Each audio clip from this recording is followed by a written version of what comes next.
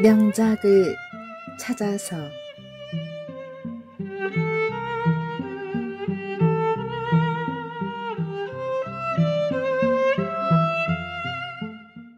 안녕하세요. 책 읽어주는 들국화입니다. 오늘은 큰바위 얼굴의 작가 나다니엘 호손에 대한 안내와 큰바위 얼굴로 여러분들을 찾아뵙겠습니다. 나다니엘 호손은 1804년 7월 4일 매사추세츠주의 보스턴 바로 위쪽에 위치한 항구 도시 세일럼에서 태어났습니다.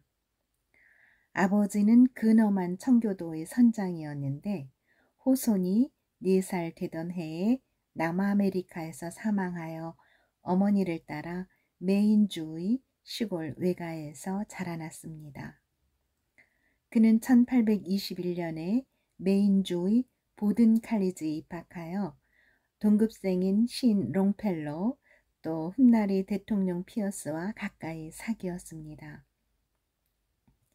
1825년에 그것을 졸업하자 고향인 세일럼으로 돌아가서 교회에 나가지 않을 정도로 고독한 생활을 하였습니다. 문학적인 환경과는 전혀 인연이 먼 이 세일럼의 거리에서 호손은 문학에 정진하였습니다. 학교를 졸업한 후 여기저기 단편을 발표했으나 별로 주목을 끌지 못하다가 33살 때 그동안 발표한 단편들을 모아 투아이스틀드 테임즈를 간행하여 비로소 주목받는 작가 중의 한 사람이 되었습니다. 한때는 세관에서 근무하기도 했으며 대통령 피어스의 도움으로 영국에서 영사로도 일했습니다. 1850년에 주홍 글씨가 세상에 나오자 호손의 문학적 재능은 대중에게 인정을 받게 되었습니다. 오늘 여러분을 찾아갈 큰바위 얼굴은 그의 단편들이 즐겨 다루는 주제의 하나인 도덕의 문제를 추구한 작품입니다. 자, 그러면 이야기 속으로 여러분을 초대하겠습니다. 유익한 시간 되시기 바랍니다.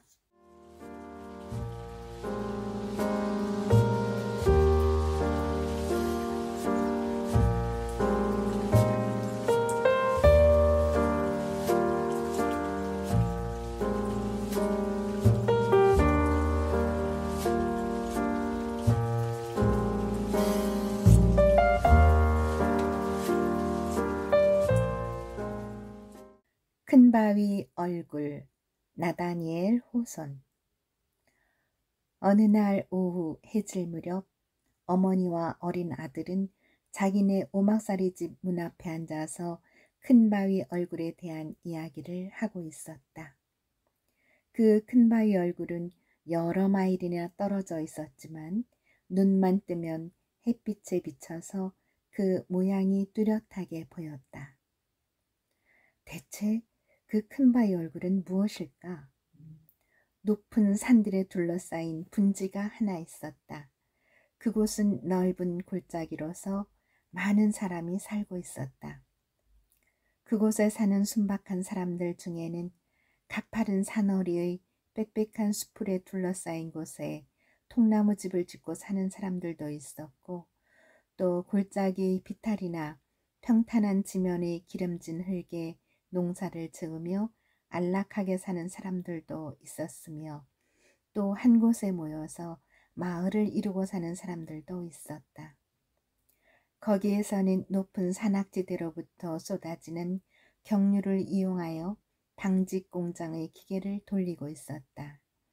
아무튼 이 골짜기에는 주민의 수도 많고 살림살이의 모양도 가지가지였으나 다만 한 가지 공통된 점은 모두가 그 큰바위 얼굴에 대해 일종의 친밀감을 가지고 있다는 것이었다.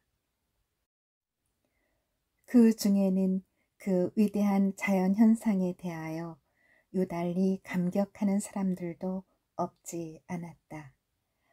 그렇게 모든 사람이 우러러보는 큰바위 얼굴은 자연이 장엄한 유해적 기분으로 만든 작품으로 깎아지른 듯한 절벽 위에 몇 개의 바위로 되어 있었다. 그리고 그 바위들이 잘 어울리게 모여 적당한 거리에서 바라다 보면 확실히 사람의 얼굴 같았다. 마치 굉장한 거인이나 타이탄이 절벽 위에 자기 자신의 얼굴을 조각한 것 같이 보이는 것이었다. 넓은 아치형의 이마는 높이가 30여 미터나 되고 오똑한 콧날에 넓은 입술, 만약에 우람한 그 입술이 말을 한다면 천둥 소리가 골짜기의 이 끝에서 저 끝까지 울릴 것만 같았다. 아주 가까이 대하면 그 거대한 얼굴의 윤곽은 없어지고 무겁고 큰 바위들이 페퍼에 있는 것처럼 질 수 없이 포개져 놓인 것으로만 보일 것이다. 그러나 차차 뒤로 물러서면서 보면 그 신기한 형상이 점점 알아볼 수 있게 드러나고 멀어질수록 더욱더 사람의 얼굴과 같아져서 그 본래의 거룩한 모습을 볼 수 있게 된다. 그리고 희미해질 만큼 멀어지면 큰 바위 얼굴은 구름과 안개에 쌓여 정말 살아있는 것 같이 보이는 것이었다. 이곳 아이들이 그 큰 바위 얼굴을 쳐다보며 자라난다는 것은 큰 행운이었다. 왜냐하면 그 얼굴은 생김이 숭고하고 웅장하면서도 표정이 다정스러워 마치 그 애정 속에 온 인류를 포옹하고도 남을 것만 같기 때문이었다. 그저 그것을 보는 것만으로도 큰 교육이 되었다. 여러 사람이 믿는 바에 의하면 이 골짜기 토지가 기름진 것은 구름을 찬란하게 꾸미고 정다움을 햇빛 속에 펼치면서 언제나 이 골짜기를 내려다보고 있는 이 자비로운 얼굴 덕분이라는 것이었다. 우리가 아까 이야기를 시작한 것과 같이 어머니와 어린 소녀는 오막살이 집 문 앞에 앉아서 큰 바위 얼굴을 쳐다보며 그것에 대하여 이야기를 하고 있었다. 그 아이의 이름은 어니스트였다. 어머니 하고 아이는 말하였다. 그때 그 타이탄과 같은 얼굴은 그에게 미소를 보내는 것만 같았다. 저 큰 바위 얼굴이 말을 할 수 있었으면 좋겠어요. 저렇게 친절해 보이니까 목소리도 매우 듣기 좋겠지요. 만약에 내가 저런 얼굴을 가진 사람을 만난다면 나는 정말 그를 끔찍이 좋아할 거예요. 만약에 옛날 사람들의 예언이 실현된다면 우리는 언제고 저것과 똑같은 얼굴을 가진 사람을 볼 수 있을 것이다. 어떤 예언 말씀이에요, 어머니? 어서 이야기 좀 해주세요. 어니스트는 열심히 물었다. 그리하여 어머니는 자기가 어니스트보다 더 어렸을 때 자기 어머니에게서 들은 이야기를 그에게 하기 시작하였다. 그것은 지나간 일에 대한 것이 아니고 장차 일어날 일에 대한 이야기였다. 그러나 그것은 매우 오래전부터 전하여 내려오는 이야기로서 옛날에 이 골짜기에 살고 있던 아메리카 인디언들도 역시 그들의 조상들로부터 그 이야기를 들어왔다고 한다. 그 조상들이 확언한 바에 의하면 그 이야기는 최초에 산 골짜기를 흐르는 시냇물이 종잘거리고 나무 끝에 스치는 바람이 속삭여 주었다는 것이다. 그 이야기의 요지는 장차 언제고 이 근처에 한 아이가 태어날 것인데 그 아이는 고아한 인물이 될 운명을 타고날 것이며 그 아이는 어른이 되어감에 따라 얼굴이 점점 큰 바위 얼굴을 닮아간다는 것이다. 아직도 많은 구식 늙은이들과 어린이들이 열렬한 희망과 변하지 않는 신념으로 이 오래된 예언을 믿고 있다. 그러나 제 아무리 기다려도 그 얼굴을 가진 사람을 아직 만나지 못한 여러 사람은 이 예언을 그저 허황된 이야기라고 단정했다. 아무튼 예언이 말하는 위대한 인물은 아직 나타나지 않았다. 어머니! 어머니! 어니스트는 손뼉을 치며 외쳤다.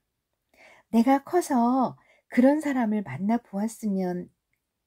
그의 어머니는 애정이 많고 생각이 깊은 부인이어서 자기 아들의 큰 희망을 깨뜨리지 않는 것이 현명한 일이라고 생각했다. 그래서 그는 아들에게 너는 아마 그런 사람을 만날 것이다 라고만 말하였다. 그 뒤로 어니스트는 어머니께서 해주신 이야기를 언제나 잊어버리지 않았다. 그가 큰바의 얼굴을 쳐다볼 때마다 그의 마음속에는 어머니께 들은 이야기가 떠오르는 것이었다. 그는 그가 출생한 그 오막살이 집에서 어린 시절을 지내는 동안 늘 어머니 말씀에 순종하였고 어머니께서 하시는 모든 일을 그의 조그마한 손으로 그리고 사랑하는 마음으로 도와드렸다. 이리하여 한 행복스러운 그러나 가끔 명상을 하는 이 어린아이는 점점 온순하고 겸손한 소년이 되어갔다. 밭에서 일을 하기 때문에 햇볕에 검게 그을었지만 그의 얼굴에는 유명한 학교에서 교육을 받은 소년들보다 더 총명한 빛이 떠올랐다. 어니스트에게는 선생님이 계시지 않았다. 다만 하나의 선생님이 있다면 그것은 바로 저 큰바위 얼굴이었다. 어니스트는 하루 일이 끝나면 몇 시간이고 그 바위를 쳐다보는 것이었다. 그러면 그 큰 얼굴이 자기를 알아보고 자기를 격려하는 친절한 미소를 보내준다고 생각되는 것이었다. 물론 그 큰바위 얼굴이 어니스트에게만 더 친절하게 비칠 리는 없지만 그렇다고 어린 어니스트의 생각을 덮어놓고 틀렸다고만 할 수는 없었다. 사실 믿음이 깊고 순진하고 맑은 그의 마음은 다른 사람들이 보지 못하는 것을 볼 수 있었으며 모든 사람이 다 누릴 수 있는 사랑이라도 자기만이 받고 있는 줄로 생각했던 것이다.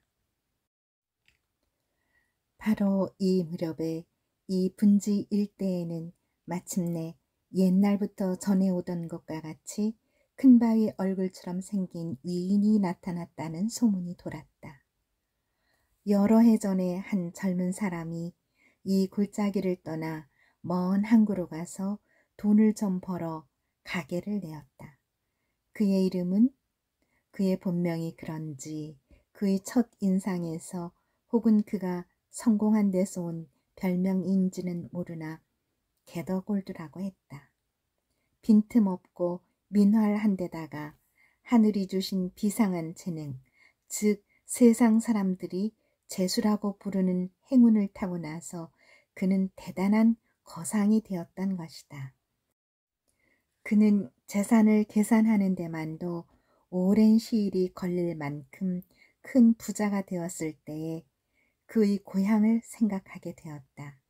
그리고 자기가 출생한 고향에 돌아가서 여생을 마치겠다고 결심했다. 그렇게 생각하자 그는 자기 같은 백만장자가 살기에 적합한 대골 같은 집을 짓게 하려고 한 능숙한 목수를 고향으로 보냈다. 먼저 말한 바와 같이 벌써 이 골짜기에는 게도골드야말로 지금까지 오래 기다렸던 예언의 인물이요. 그의 얼굴은 틀림없이 큰바위 얼굴 그대로라는 소문이 돌았다. 지금까지 그의 아버지가 살고 있던 초라한 농가의 터에 마치 요술의 힘으로 꾸며놓은 듯한 굉장한 건물이 선 것을 본 사람들은 그 소문이 거짓이 없는 사실일 것이라고 점점 더 믿게 되었다. 어니스트는 예언의 인물이 드디어 그가 태어난 고향에 나타났다는 생각으로 몹시 마음이 설레었다.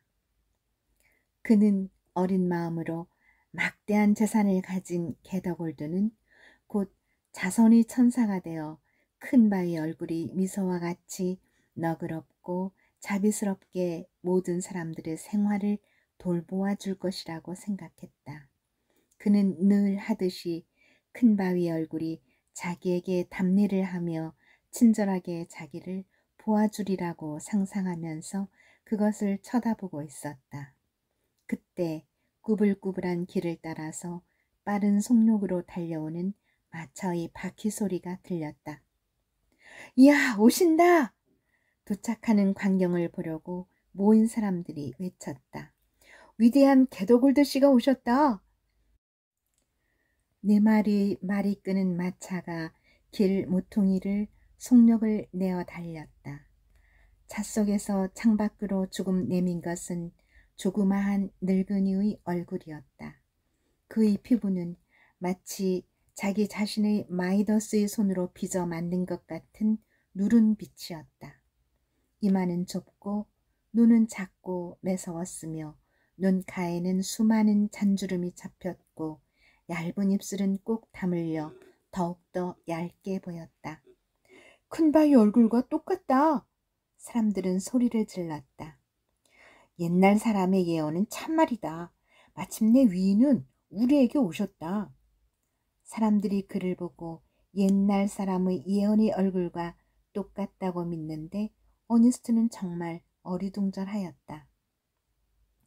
길가에는 때마침 먼 지역으로부터 방랑해온 늙은 거지 하나와 어린 거지들이 있었다. 이 불쌍한 거지는 마차가 지나갈 때 손을 내밀고 슬픈 목소리로 애걸을 하였다. 누런 손이, 이것이야말로 재물을 긁어모은 바로 그 손이었다. 마차 밖으로 나오더니 동전 몇 잎을 땅 위에다 떨어뜨렸다.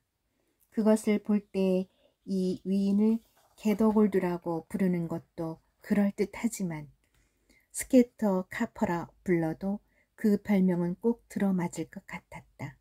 그럼에도 불구하고 사람들은 예전과 다름없는 굳은 신념을 가지고 큰바의 얼굴과 똑같다고 소리쳤다. 그러나 어니스트는 낙심하면서 주름살이 많이 잡히고 영악하고 탐욕이 가득 찬 그 얼굴에서 고개를 돌렸다. 그리고 산허리를 쳐다보았다. 거기에는 맑고 빛나는 얼굴 모습이 모여드는 안개에 쌓여 막 지려는 햇빛을 받고 있었다. 그 형상은 그의 마음을 한없이 즐겁게 하였다. 그 후덕한 입술은 무슨 말을 하는 것만 같았다. 그 사람은 온다. 걱정하지 말아라. 그 사람은 꼭 온다. 세월은 흘러갔다. 어니스트도 이제는 소년이 아니다. 그는 젊은이가 되었다. 그는 그 골짜기에 사는 사람들의 주의를 끄는 일이 별로 없었다. 그도 그럴 것이 그의 일상생활에는 유달리 뚜렷한 점이 없었던 것이다. 그가 남과 다른 점이 있다면 아직도 하루의 일을 마치고 혼자 떨어져서 그 큰바위 얼굴을 쳐다보며 명상을 하는 점이었다. 그것은 다른 사람들이 생각하기에는 참으로 바보 같은 짓이었다. 그러나 어니스트는 부지런하고 친절하며 사람이 좋고 자기가 할 일을 어김없이 하였으므로 아무도 그를 비난하지는 않았다. 사람들은 그 큰바위 얼굴이 그의 선생님이라는 것과 큰바위 얼굴에 나타난 높은 감정이 이 젊은이의 가슴을 다른 사람의 그것보다 더 넓고 깊고 인정미가 가득 차게 만든다는 것은 몰랐다. 그들은 그 큰바위 얼굴이 책에서 배우는 것보다 더 많은 지혜를 주며 또 그것을 쳐다봄으로써 다른 사람의 추행을 보고 경계를 하여 현재의 생활보다 더 나은 생활이 앞으로 이루어지리라는 것을 몰랐다. 어니스트도 들 가운데서 또는 화롯가에서 그리고 그가 혼자 깊이 생각하는 어느 곳에서나 그렇게 자연스럽게 떠오르는 사상과 감정이 사람들과의 접촉에서 일어나는 것보다 더 품격이 높은 것임을 몰랐다. 그의 어머니께서 처음으로 오랜 예언을 일러주시던 때와 다름없이 순박한 그는 골짜기를 내려다보고 있는 그 얼굴을 쳐다보며 그것과 똑같이 생긴 산 얼굴이 좀처럼 나타나지 않는 것을 아직도 이상스럽게 생각하였다. 이러는 동안에 게더골드는 죽어 땅에 묻혔다.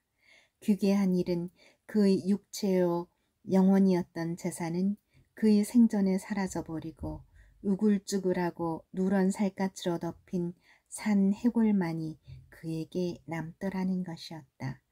그의 황금이 녹아 쓰러지면서부터 누구나 다 인정하는 것은 이 거덜난 상인의 천한 생김새와 산 위에 있는 장엄한 얼굴 사이에는 서로 닮은 점이라고는 아무것도 없다는 것이었다. 그래서 사람들은 그의 생존 시에 벌써 그를 존경하는 마음이 부쩍 줄었고 죽은 뒤에는 까맣게 그를 잊어버리고 말았다. 그런데 이 골짜기 태생으로 여러 해 전에 군대에 들어가 수없는 격전을 치른 끝에 오늘날 훌륭한 장군이 된 사람이 있었다. 본명은 무엇인지 잘 모르나 병영이나 전쟁터에서는 올드블럿 앤드 던더라는 별명으로 알려져 있었다. 이 백전의 용사도 이제는 노령과 상처로 몸이 허약해지고 소란한 군대 생활과 오랫동안 귓속에 울려오던 북소리며 나팔소리에 그만 실증이 나서 고향에 돌아가 안식을 얻어보려는 희망을 발표하였다. 그렇기 때문에 골짜기의 흥부는 이로 형언할 수 없었다. 그리고 많은 사람들이 올드블럿 앤드 던더 장군이 어떻게 생겼는지를 알기 위하여 전에는 몇 해를 두고 한 번도 거들떠보지 않던 큰바의 얼굴을 쳐다보며 시간을 보냈다. 큰 잔치가 벌어지는 날 어니스트는 골짜기 사람들과 함께 일자리를 떠나 숲속의 향연이 마련되어 있는 곳으로 갔다. 어니스트는 발돋움을 하여 이 저명한 큰 손님을 먼 빛으로라도 보려 하였다. 그러나 많은 사람들은 축사와 연설과 장군의 입에서 흘러나올 답사를 한마디도 빠뜨리지 않으려는 듯이 식탁 주위에 몰려들고 따라온 군대는 호위병의 직책을 다하느라고 총검으로 사람들을 무지하게 밀었다. 성품이 원래 겸손한 어니스트는 뒤로 밀려 그의 얼굴을 볼 수가 없었다. 그는 스스로를 위로하려고 큰바의 얼굴이 있는 쪽으로 향하였다. 그는 전과 다름없이 성실해 보이고 오래 마음속에 품고 있던 친구를 대하듯 다정히 그를 마주보고 미소를 띠는 것이었다. 이때 이 영웅의 용모와 달리 산허리 위에 있는 얼굴과를 비교해보는 여러 사람들이 말이 들렸다. 판에 박은 듯한 똑같은 얼굴이다. 한 사람이 기뻐 날뛰면서 외쳤다. 영락없이 갔구나. 바로 그 얼굴이야. 또 다른 사람이 맞장구를 쳤다. 담담하다. 저건 올드블롯 앤드 던더가 바로 커다란 채경 속에 비쳐있는 것 같은걸. 하고 셋째 사람이 외쳤다. 아무렴 그렇고 말고 장군이야말로 고금을 통하여 가장 위대한 인물이거든. 그리고는 이 세 사람이 함께 높이 소리쳤다. 그것이 군중에게 전파처럼 퍼져서 수천의 입으로부터 큰 고함소리를 일으키고 그 고함소리는 산중 수마일을 울려 퍼져나가서 큰바위 얼굴이 천둥 같은 숨결로 고함 지른 것이나 아닌가 하고 의심할 정도였다. 장군이다! 장군이다! 마침내 사람들이 고함소리가 들려왔다. 쉬! 조용히! 장군이 연설을 하신다. 그 말대로 식사가 끝나고 박수갈채 속에 그의 건강을 위한 축배가 올려진 뒤를 이어 장군은 감사의 뜻을 표하기 위하여 일어섰다. 어니스트는 그를 보았다. 그의 머리 위에는 월계수 얽힌 푸른 나뭇가지가 아치를 이루고 깃발은 그의 이마에 그늘을 지우듯 축 늘어져 있었다. 그리고 또 숲이 트인 곳으로 큰 바위 얼굴도 볼 수 있었다. 그러면 이들 사이에는 사람들이 증언한 바와 같은 유사함이 정말로 있었던 것일까? 어니스트는 그러한 점을 찾아낼 수가 없었다. 그는 수많은 격전과 갖은 풍상에 찌든 얼굴을 유심히 바라보았다. 그러나 선량한 지혜와 깊고 넓고 다사로운 자비심은 찾아볼 수가 없었다.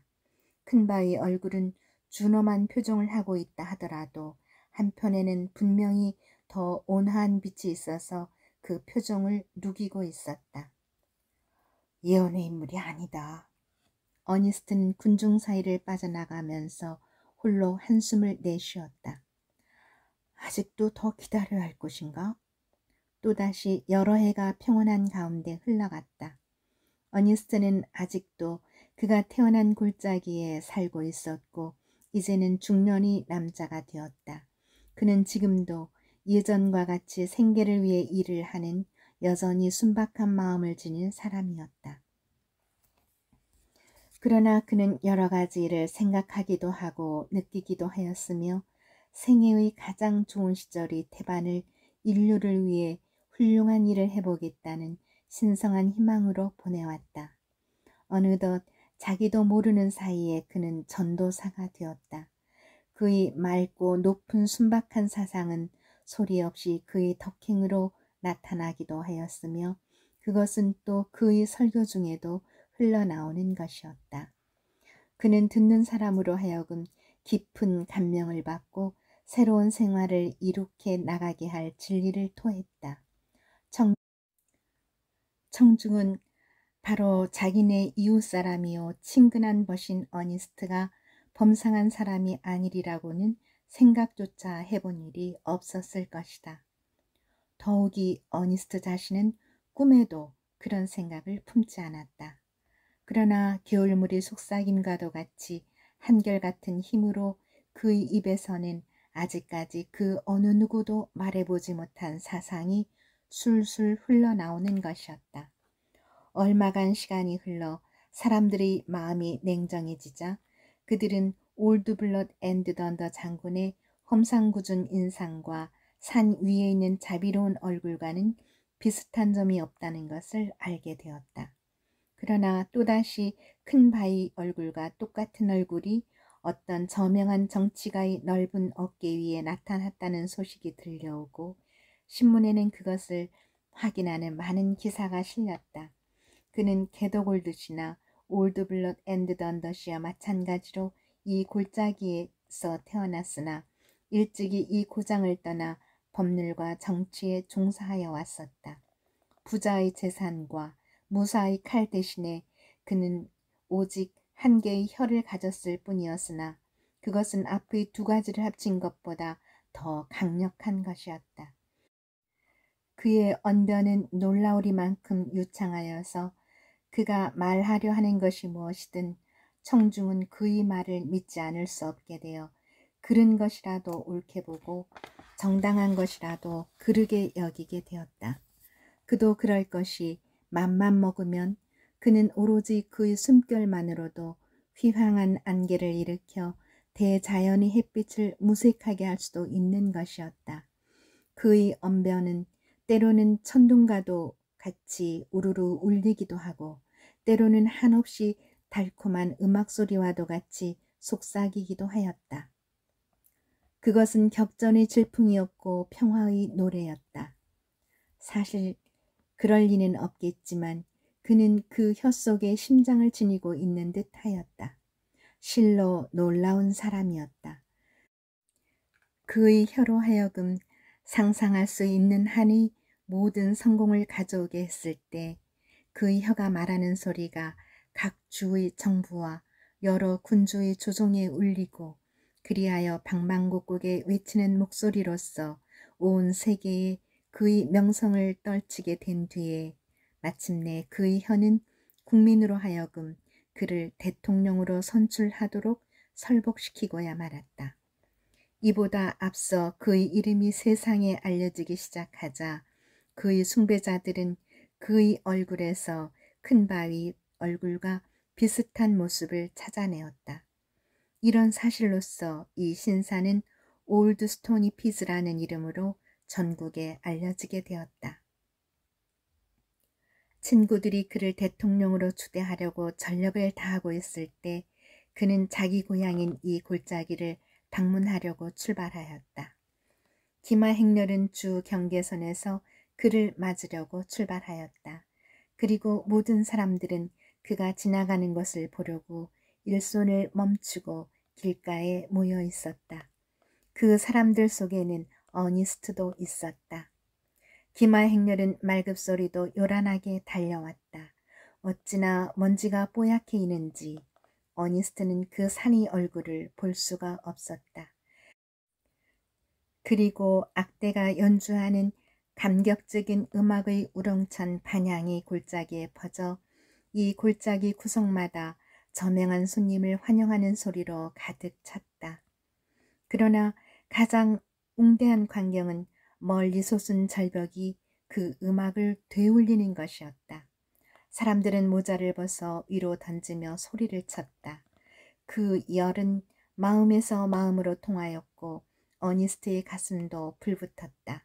그도 모자를 위로 던지며 큰 소리로 위인 만세! 올드스토니 피즈 만세! 하고 외쳤다. 그러나 아직도 그 사람을 보지는 못하였다. 왔다! 어니스트 가까이 서 있던 사람들이 외쳤다. 저기 올드스토니 피즈를 봐라. 그리고 저 산 위 노인을 봐라. 마치 쌍둥이 같지 않느냐? 이같이 화려한 행렬 가운데 네 마리의 흰 말이 끄는 뚜껑 없는 사륜 마차가 왔다.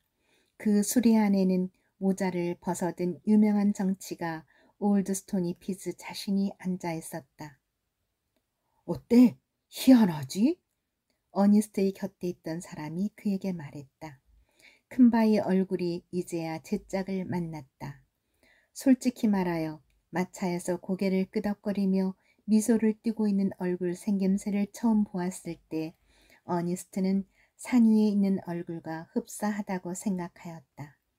훤하게 벗어진 큰 이마며 그 밖의 얼굴 형상이 참으로 대담하고 힘있게 보여 마치 타이탄과 같은 전형과 경쟁하려고 만들어진 것 같았다.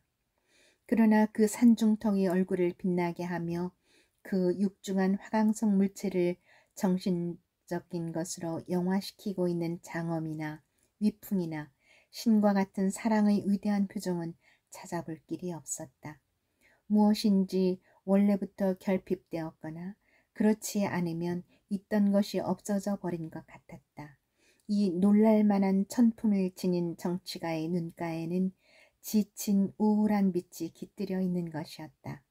그러나 어니스트의 곁에 있었던 사람은 팔꿈치로 그를 쿡쿡 찌르면서 대답을 재촉하였다. 어때? 어떤가 말이야. 이 사람이야말로 저 산 중턱의 노인과 똑같지 않아? 아니요. 어니스트는 무뚝뚝하게 말했다. 아니, 조금도 닮지 않았어. 그렇다면 저 큰바의 얼굴에게 미안한데? 이렇게 대답하고 곁에 있던 사람은 올드스토니 피즈를 위하여 다시 환호성을 울렸다. 그러나 어니스트는 아주 낙심을 하고 우울한 마음으로 그곳을 떠났다. 예언을 실현시킬 수 있는 사람이 그렇게 할 의사가 없는 것 같이 보였기 때문에 그는 슬펐다. 세월은 덧없이 지나갔다. 그리고 이제는 어니스트의 머리에도 서리가 내렸다. 이마에는 점잖은 주름살이 잡히고 양쪽 뺨에는 고랑이 생겼다. 그는 노인이 되었다. 그러나 헛되이 나이만 먹은 것은 아니었다. 머리 위의 백발보다 더 많은 현명한 생각이 머릿속에 가득 차 있고 이마와 뺨의 주름살에는 인생의 행로에서 겪은 시련으로 인한 슬기가 간직되어 있는 것이다. 어니스트는 이미 무명의 존재는 아니었다. 수많은 사람이 쫓는 명예가 좋지도 않고 원하지도 않는 그에게 찾아오고야 말았고 그의 이름은 그가 살고 있는 산골을 넘어 세상에 널리 알려지게 되었다. 어니스트가 이와 같이 늙어가고 있을 무렵에 인자하신 하느님의 섭리로 새로운 시인 한 사람이 세상에 나타나게 되었다. 그도 역시 이 골짜기에서 태어난 사람이었다. 그러나 꿈같이 그 고장을 멀리 떠나 인생의 태반을 도시의 잡음 속에서 아름다운 음료를 쏟아놓고 있었다. 또 그는 큰바위 얼굴의 웅대한 입으로 읊어도 부끄럽지 않을 만큼 장엄한 송가로 그 바위를 찬양한 적도 있었다. 말하자면 이 천재는 훌륭한 재능을 몸에 지니고 하늘로부터 이 세상에 내려온 것이라고도 할 수 있었다. 그가 산을 읊으면 모든 사람들은 한층 더 장엄함이 그 산허리에 또는 그 산꼭대기에 나타나는 것을 보았다.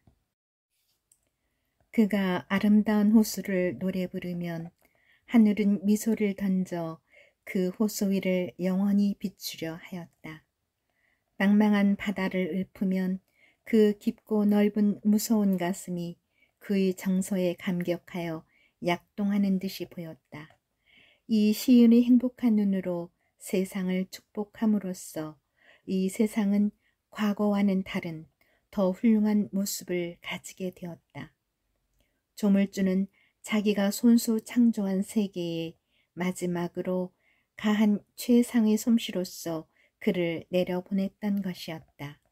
그 시인이 와서 해석을 하고 조물주의 창조를 완성시킬 때까지는 천지 창조는 완성된 것이 아니었던 것 같았다.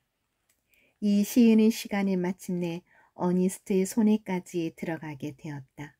그는 늘 노동이 끝난 뒤에 자기 집 문 앞에 놓인 긴 의자에 앉아서 그 시가들을 읽었다. 그 자리는 오랫동안 그가 큰바위 얼굴을 쳐다보며 사색에 잠기는 곳이었다. 그리고 지금 자기의 영혼에 강력한 충격을 주는 그 시가들을 읽고서 그는 눈을 들어 인자하게 자기를 보고 있는 그 얼굴을 쳐다보았다. 오, 장엄한 보시오. 그는 큰바위 얼굴을 보고 중얼거렸다. 이 사람이야말로 그대를 닮을 자격이 있는 사람이 아닙니까? 그 얼굴은 미소하는 것 같았으나 아무 대답이 없었다. 한편 이 시인은 그가 그렇게도 멀리 떨어져 있었지만 어니스트의 소문을 들었을 뿐 아니라 그의 인격에 대하여 사모하는 나머지 배우지 아니한 지혜와 그의 생활의 고아한 순수성이 일치되고 있는 이 사람을 몹시 만나고 싶어 하였다. 그래서 어느 여름날 아침에 기차를 타고 며칠 후 어니스트의 집에서 그리 멀지 않은 곳에서 내렸다. 전에 게도골드의 저택이었던 호텔이 바로 옆에 있었지만 그는 손 가방을 든 채 어니스트의 집을 찾아가서 거기서 1박을 청하려고 생각하였다. 문 앞에 가까이 가서 점잖은 노인이 책을 한 손에 들고 있다가 책갈피에 손가락을 끼운 채 큰바위 얼굴을 쳐다보고 또 책을 들여다보고 하는 것을 보았다. 안녕하십니까. 지나가는 나그네 올시다. 하룻밤 머물러 갈 수 있겠습니까? 하고 그 시인은 말을 건넸다. 예, 그렇게 하십시오. 하고 그는 웃으면서 저 큰바위 얼굴이 저렇게 다정한 얼굴로 손님을 맞이하는 것을 본 일이 없는데요. 하고 말하였다. 시인은 어니스트 옆에 앉아서 서로 이야기를 주고받기 시작하였다. 시인은 전에도 가장 재치 있고 가장 지혜로운 사람들과 이야기해 본 일이 있었으나 어니스트와 같이 자유자재로 사상과 감정이 우러나오고 소박한 말솜씨로 위대한 진리를 매우 알기 쉽게 말하는 사람을 대하여 본 적이 없었다. 시인의 이야기에 귀를 기울이고 있는 어니스트에게는 그 큰바위 얼굴이 몸을 앞으로 내밀고 귀를 기울이는 것만 같았다. 그는 열심으로 시인의 광채 있는 눈을 들여다보았다. 손님께서는 비범한 재주를 가지셨는데 대체 누십니까? 하고 어니스트는 물었다. 시인은 어니스트가 읽고 있던 책을 가리키며 당신께서는 이 책을 읽으셨지요? 그러면 저를 아실 것입니다. 제가 바로 이 책을 지은 사람입니다. 하고 그는 대답하였다.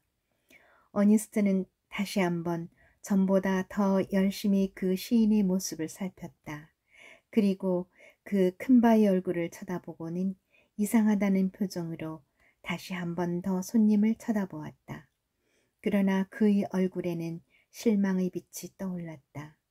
머리를 흔들며 한숨을 내뿜는다. 왜 슬퍼하십니까? 하고 시인은 물어보았다.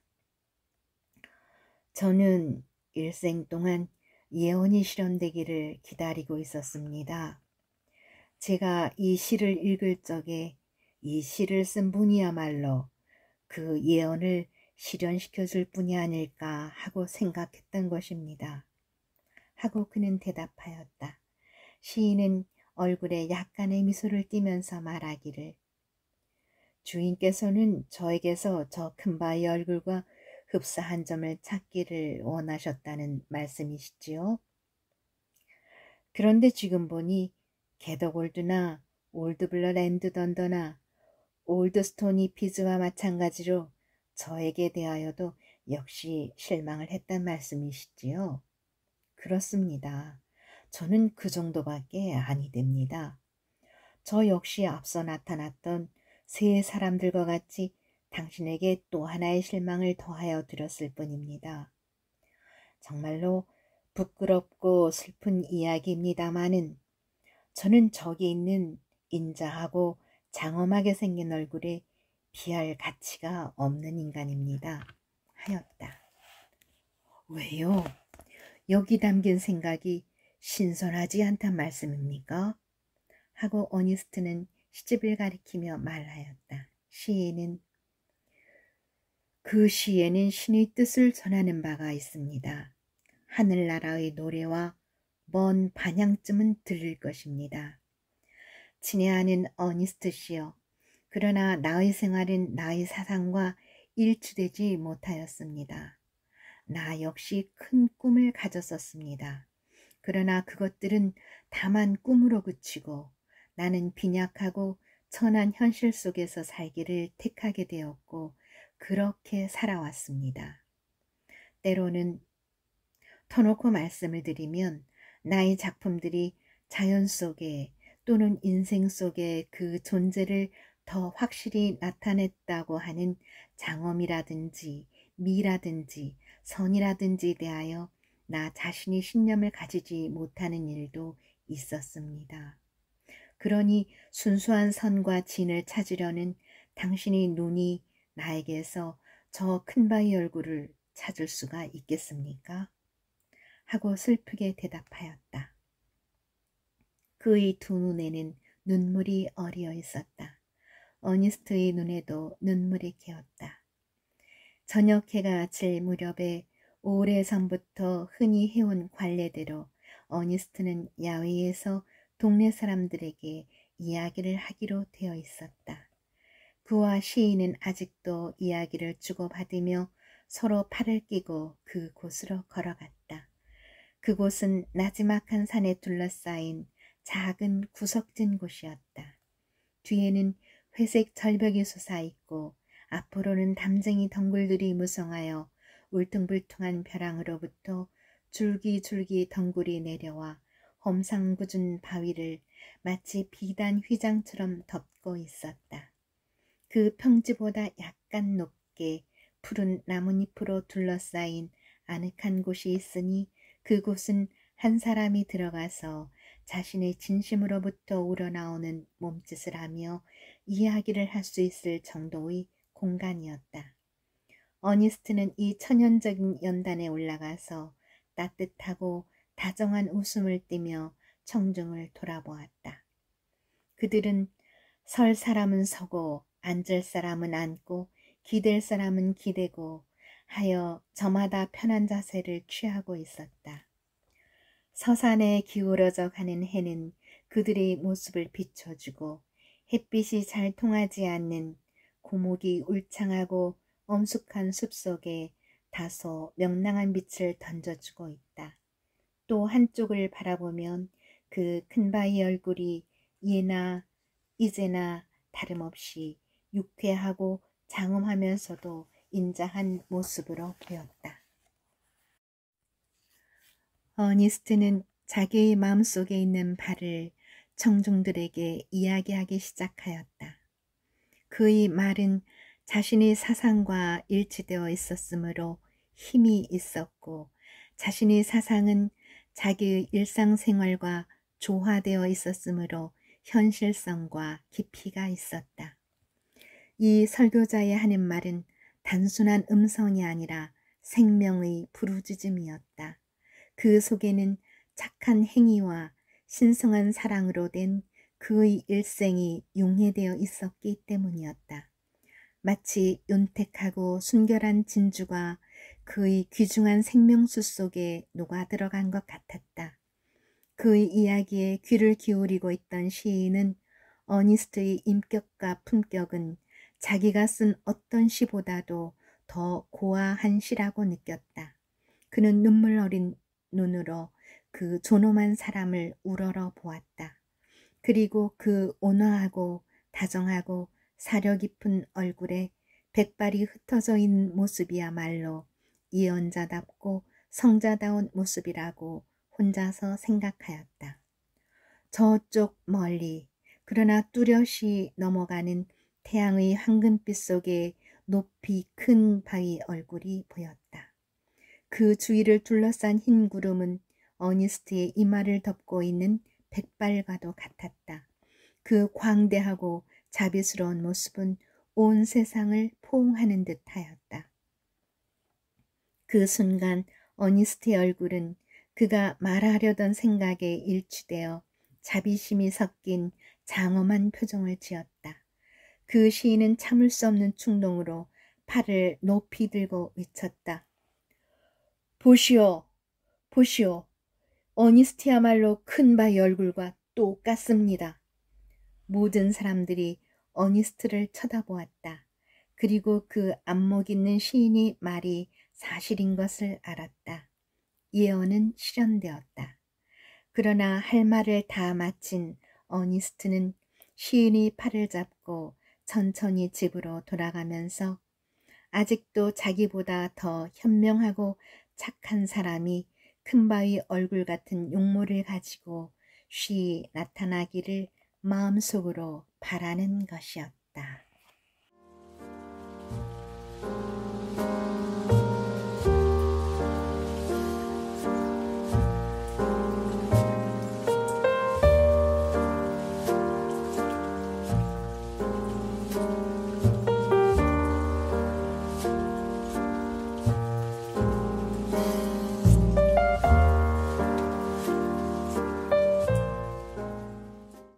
저는 이 작품을 읽으면서 문체의 아름다움에 매혹되었습니다. 나다니엘 호조는 큰바위 얼굴을 통해 가장 높은 도덕성은 말과 사상과 생활이 합일이라고 이야기하고 있군요. 이것으로 큰바위 얼굴 마치겠습니다. 더 좋은 작품으로 찾아뵙겠습니다. 감사합니다.